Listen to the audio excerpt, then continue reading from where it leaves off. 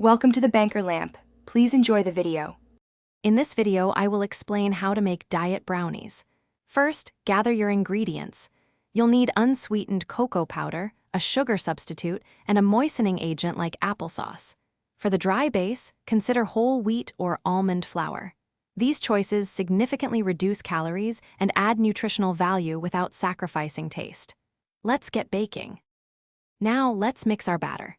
Start by whisking your wet ingredients, such as eggs, applesauce, and vanilla extract, until smooth.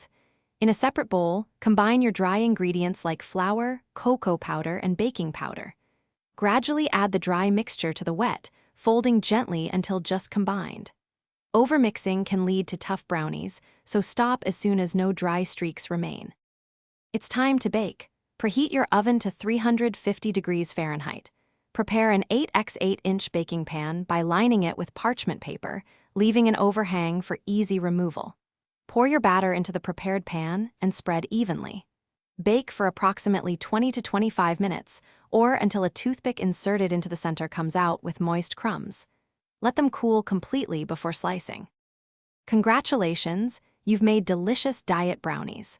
Once cooled, cut them into 16 squares for portion control.